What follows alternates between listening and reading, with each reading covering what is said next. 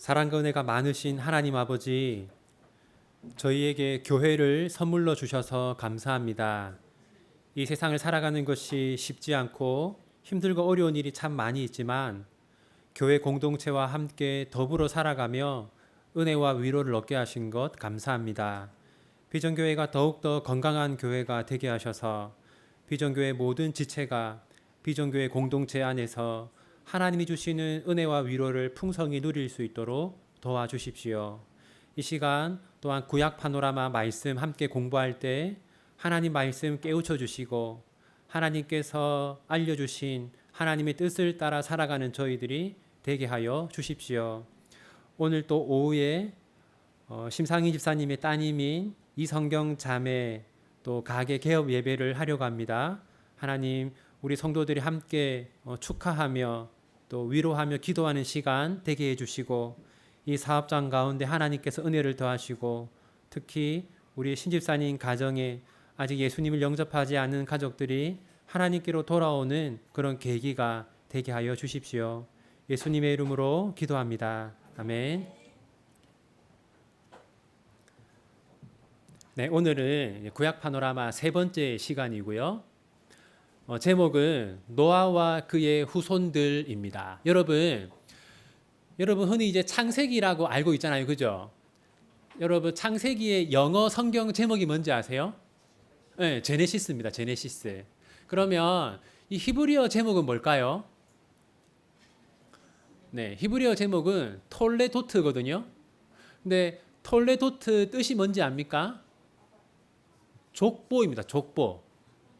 그러니까 창세기라는 게 사실은 그 원래 뜻이 족보입니다. 족보.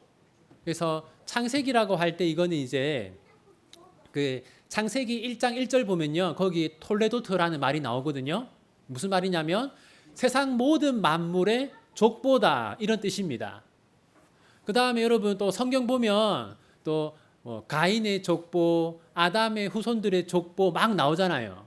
그러니까 제목이 족보라는 것에서 알 수 있듯이 창세기에서는 족보가 아주 중요합니다. 뿐만 아니라 성경 전체에서도 족보가 중요하죠. 근데 왜 족보가 중요하냐면 하나님께서 자기 백성들을 지키고 돌보신다는 것이 족보에서 잘 드러나기 때문입니다.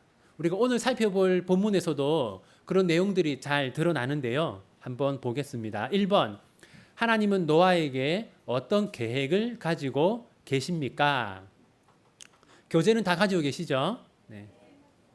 여러분, 아담이 타락한 이후로 세상에 죄가 들어왔잖아요. 그 결과가 뭐냐면요. 여러분, 죄가 들어오기 전에는 모든 사람이 하나님의 백성이었잖아요. 그런데 죄가 들어온 이후에는 갈라집니다. 하나님의 백성과 사탄의 백성으로 나누어집니다. 예수님이 바리새인들을 비판하면서 뭐라고 하셨냐면 이제 바리새인들이 유대인들이 우리의 조상은 아브라함이다 이렇게 하니까 그때 예수님이 뭐라고 했냐면 너희들은 너희들의 아버지 사탄을 닮았다 그런 얘기를 합니다. 이것처럼 세상에 죄가 들어온 이후로 하나님의 백성과 사탄의 백성이 나누어지고 하나님의 나라와 세상 나라가 나누어집니다.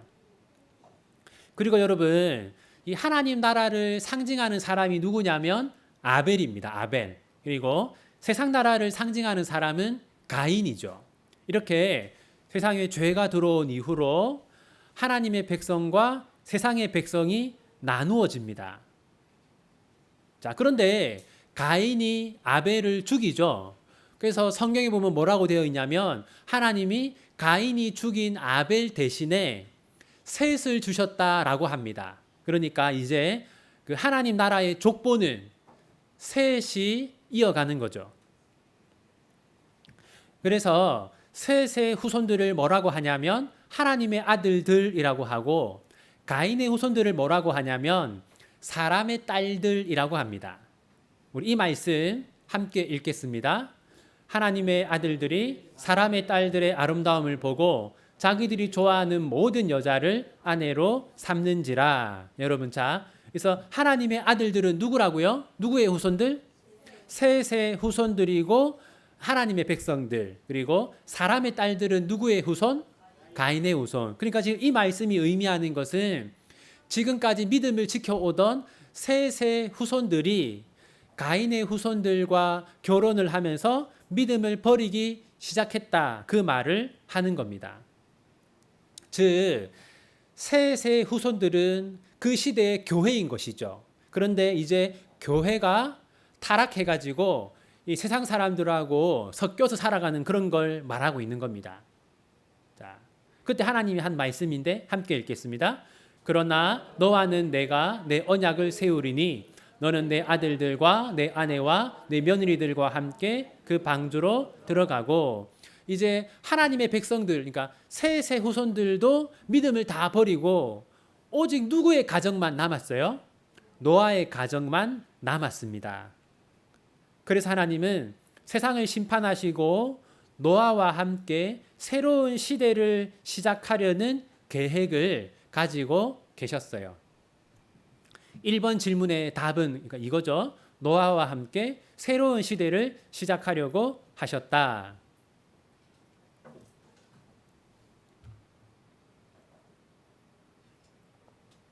여러분, 이제 하나님이 노아의 홍수를 통해서 이 가인의 후손들을 다 벌하셨잖아요.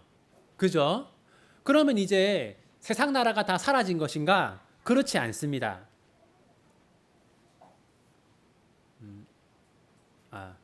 여러분, 자 보세요. 이제 노아에게는 3명의 아들이 있었습니다. 셈, 함, 야벳. 그런데 우선 우리가 주목할 것은 이 셈과 함입니다. 왜냐하면 하나님 나라의 족보가 셈을 통해서 이어집니다. 그리고 세상 나라의 족보가 함을 통해서 이어집니다. 그래서 여러분, 중요한 게 셈의 후손 중에서 아브라함이 나오고, 또 아브라함의 후손 중에서 유다가 나오고, 유다의 자손들이 유다 지파를 이루고, 유다 지파에서 다윗이 나오고, 다윗의 후손으로 예수님이 오시죠. 여기서 우리가 알 수 있는 것은 하나님께서 이 타락한 세상 가운데 자기 백성들을 보존하고 계신다라는 걸 알 수 있습니다. 자, 우리 한번 여기 창세기 10장 10절부터 12절까지 여기 보시면요. 여기 보시면 그의 나라는 이라고 말하는데 이거는 이제 함의 후손들을 말하는 겁니다. 근데 이게 무슨 말이냐면요. 셈과 함과 야벳이 이렇게 땅을 골고루 나눠 가졌거든요. 그런데 함의 후손들은 자기들에게 분배된 땅에 머물지 않고 그 형제들의 나라를 침략했어요. 여기 보면 그가 그 땅에서 어디로 갔어요? 네, 아수르로 나아갔죠. 이게 자기들이 처음에 그 받은 땅이 아닙니다. 그러니까 셈, 함, 야벳, 이게 이제 셈의 후손들이 차지한 땅인데 그걸 정복한 겁니다. 그러니까 지금 이제 세상 나라를 상징하는 이 함의 후손들은 가인의 후손들처럼 이렇게 막 이제 형제들의 나라를 침략하고 정복하고 그렇게 살고 있는 거죠. 그리고 여기 보면 여러분, 여기 보면 이는 큰 성읍이라라고 되어 있죠. 이건 이제 바벨탑을 말하는 겁니다. 그래서 노아의 아들 셈, 함, 야벳 중에서 이 함의 후손들이 바벨탑을 건설해요.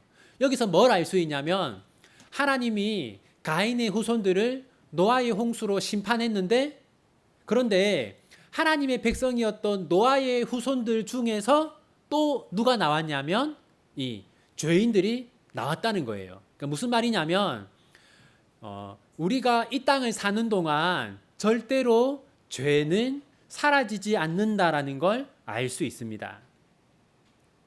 여러분들이 기억해야 되는 거는 이 족보를 기억하는 게 중요합니다. 그러니까 이제 아담의 아들들 중에서는 아벨, 그리고 셋, 그 다음에 이제 세상 나라는 가인, 이렇게 이어지죠.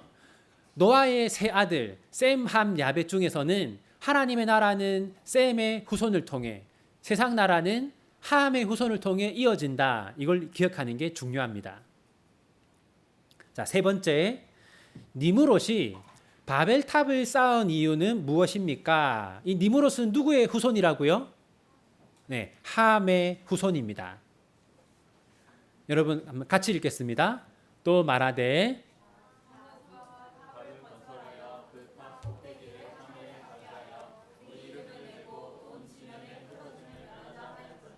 자, 이 탑이 뭡니까? 네, 바벨탑이죠. 근데 여러분 제가 어릴 때 읽었던 어린이 성경에 보면요.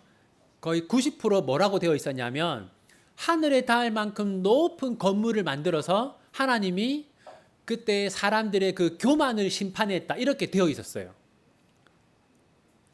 근데 여러분 그게 아니라 여기 보면요. 자, 누구의 이름을 내자고 합니까?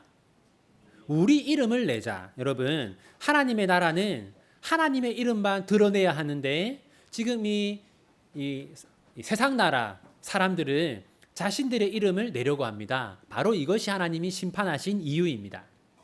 자, 여러분 그래서 마태복음 6장 9절 보면 예수님이 이렇게 기도하라고 하죠. 이 기도의 뜻이 뭐냐면 하나님, 저의 이름이 아니라 하나님의 이름을 위해서 살게 해 주십시오.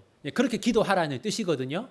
그러니까 함의 후손들이 지은 죄는 뭐냐? 하나님의 이름을 높이는 삶이 아니라 자신들의 이름을 높이는 삶을 살았기 때문에 하나님이 심판한 겁니다.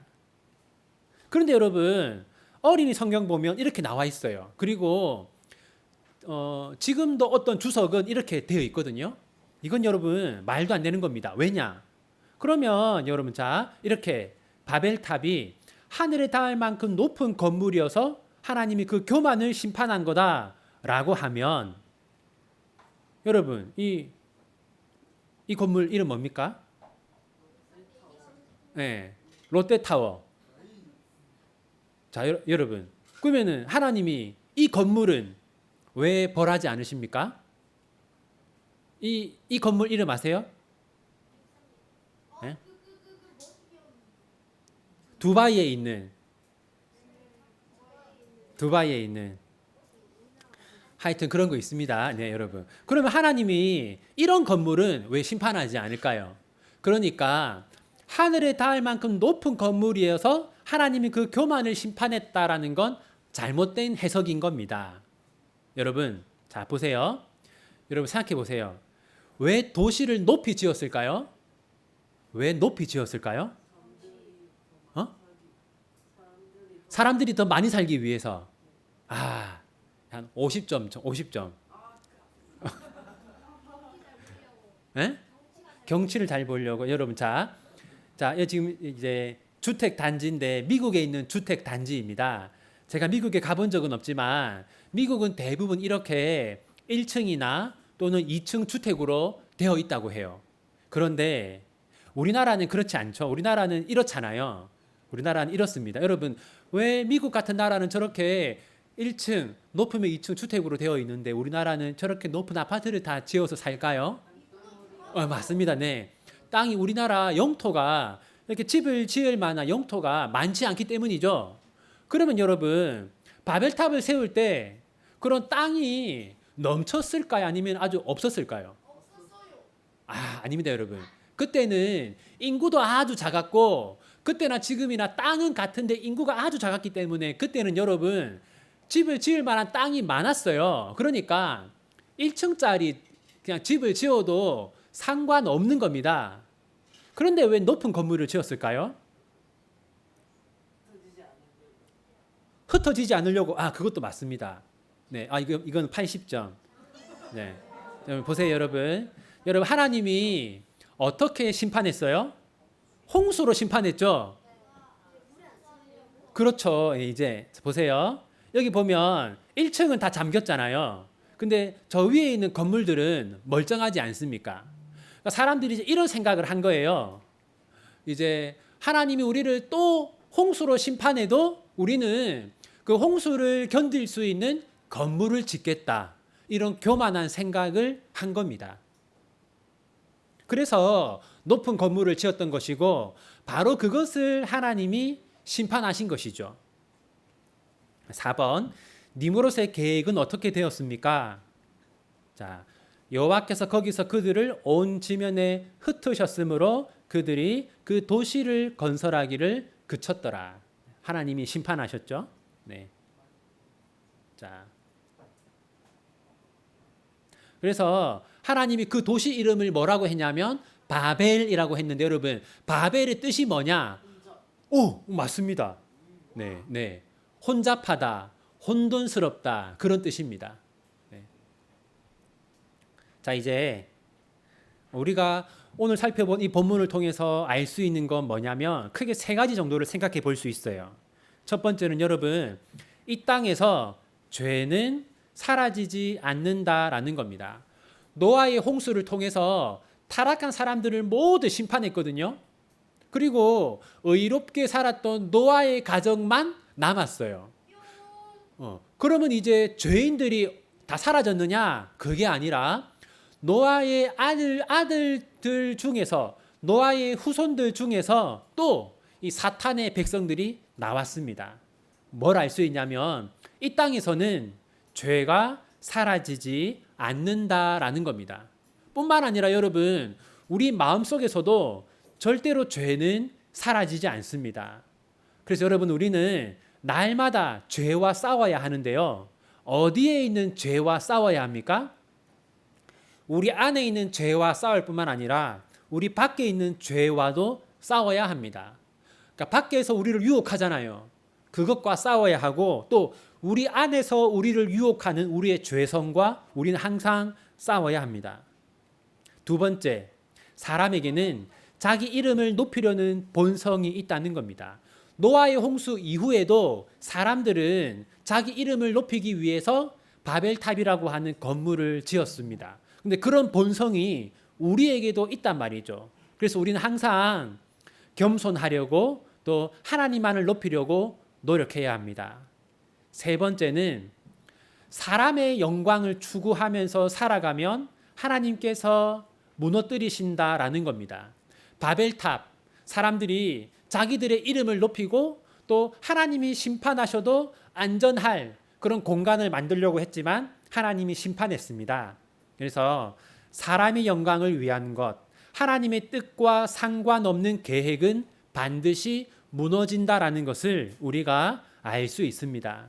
그러므로 여러분, 가장 안전한 삶이 어떤 삶입니까? 여러분이 하나님의 영광을 추구하면서 살아가면 그것이 가장 안전한 삶입니다. 여러분, 우리 초중 아이들, 가끔씩 여러분의 부모님들이 여러분들한테 이런 얘기를 해요. 공부만 잘하면 너희들 인생이 안전하다. 이 이름 있는 대학만 들어가면 너희들의 인생이 안전하다. 여러분, 네, 그렇지 않습니다. 네. 가장 안전한 삶은 여러분들이 하나님의 영광을 추구하고 하나님의 뜻을 따라 살아갈 때, 그때 여러분의 삶이 가장 안전하다는 것을 기억하시기 바랍니다. 네, 우리 함께 이 말씀 읽고 마치겠습니다. 정직한 자의 공의는 자기를 지키려니와 사악한 자는 자기의 악에 잡히리라. 여러분, 우리가 세상을 보면 악한 자들이 잘 되는 것 같고 정직한 자들은 안 되는 것처럼 보일 때가 있습니다. 하지만 여러분, 하나님은 반드시 악한 자들을 심판하시고 정직하게 살아가는 자기 백성들에게 복을 주신다는 그런 믿음을 가지고 여러분들 살아가시기를 바랍니다. 기도하겠습니다.